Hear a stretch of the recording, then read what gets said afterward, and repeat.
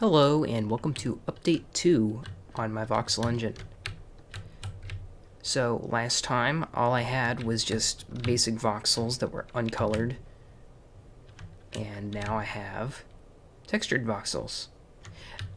So since the last thing, I implemented 3 big things. First, as you can see, I have textured voxels now, and I also have basic train generation, as you were about to see. This is actually just generated. I didn't have to manually put these in. You can see it actually on one of these sides. I forget which one. Let's look around. One of these sides, you can see the edge. Yeah, here it is. That shows you how deep it is. So, I've got that, and I also made it so you can make and place voxels, or make and break voxels.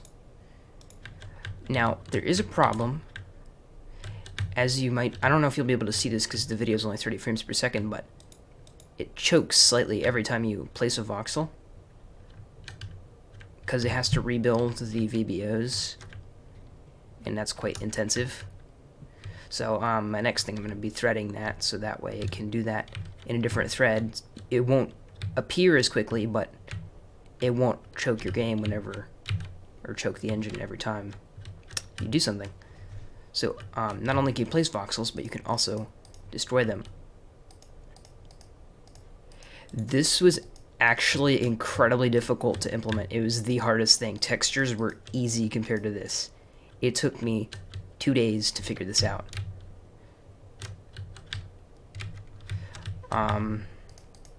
As you can see, you can destroy voxels. You can also make them.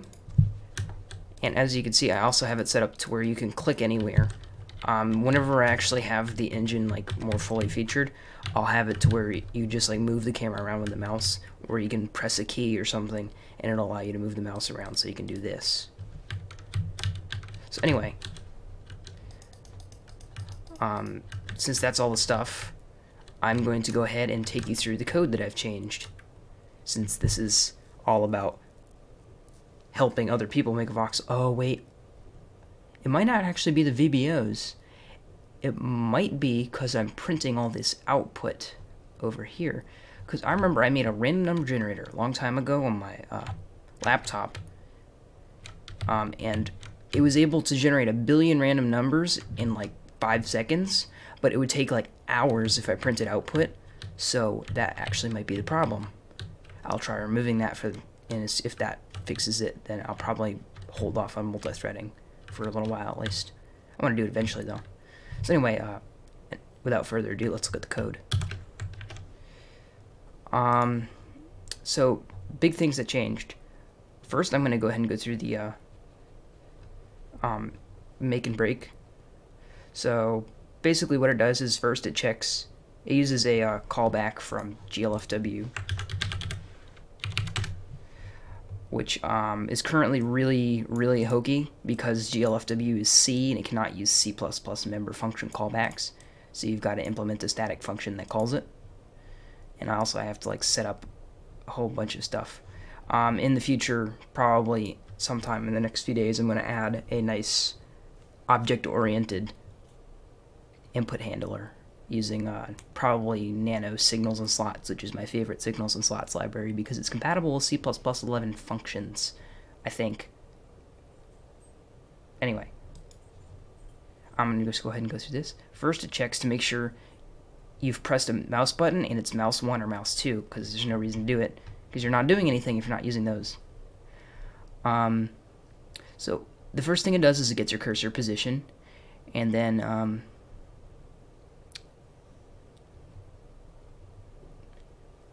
it reverses all the projection stuff until it gets to the point where you have a vector that's the direction your camera is pointing. Then you have all these variables, and basically what it does is it walks through each voxel. It's pretty complex if you don't know what you're looking at. If you don't know what you're looking at. I actually got this off the Game Dev Stack Exchange, this part of the code.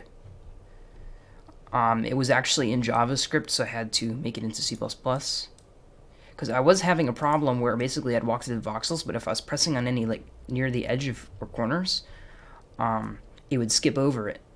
Because it was like drawing a line. I actually have an image. Let's see here.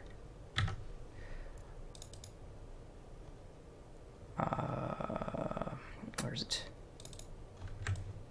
Basically, I was having this problem where it would go through. And let's see here. Got it nice and zoomed in for you. So basically, I'd have this problem where it would cross over empty spaces. So there's supposed to be a voxel here. There might be a voxel here actually. I don't know, but basically it skips it because it goes right just barely through the edge. And then this is what that algorithm does. This is just Bressingham's line, which is what I was using. So anyway, back to the code. And I have some debug stuff in here I can delete. I can also delete. Alright, that should be good. Yeah, I guess we'll go on to the textures. Let's do a whatchamacallit. Oh, yeah. I do need to rename the voxel renderer.cpp because that's just a chunk render. Doesn't really just render voxels. And at some point I'm also going to make it so you can use meshes, so like arbitrary meshes as opposed to just voxels. Because in like Minecraft you'll have blocks that aren't just blocks, they're like fences or something. That's a good example. So anyway, basically all it does is, instead of just giving you the geometry, it also pushes back texture coordinates in separate VBOs, and then it combines them in a VAO. And if we look at our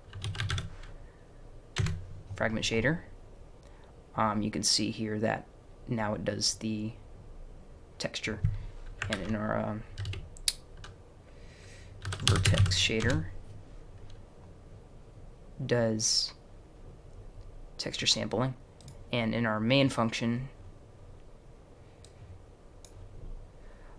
we can load textures. I'm using SF. I haven't actually set up like nice texture loading. I use SFML to load textures.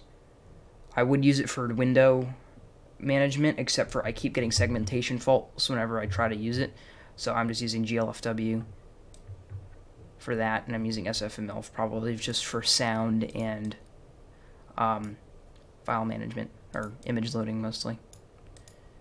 So basically, yeah, just unload, or it loads up an image here and flips it upside down because it always loads it vertically flipped. And that's how it works. So next is the world generation. So basically what I have is I have a generic generator class, which basically gives it chunk coordinates and chunk size.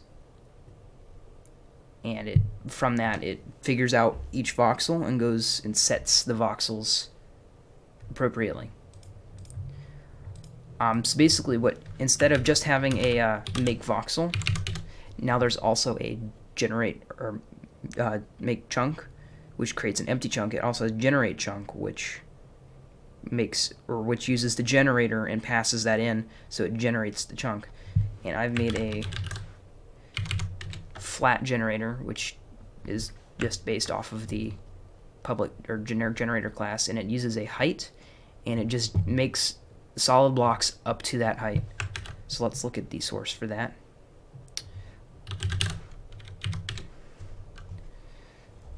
So we've got, I can delete this too.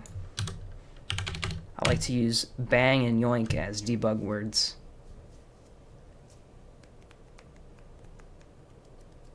I can actually probably uncomment this because this works now.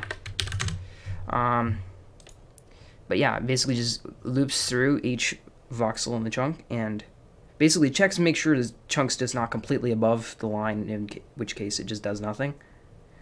But if it is, it sets that. So anyway, that's pretty much all there is to see for now, and I will see you in the next update.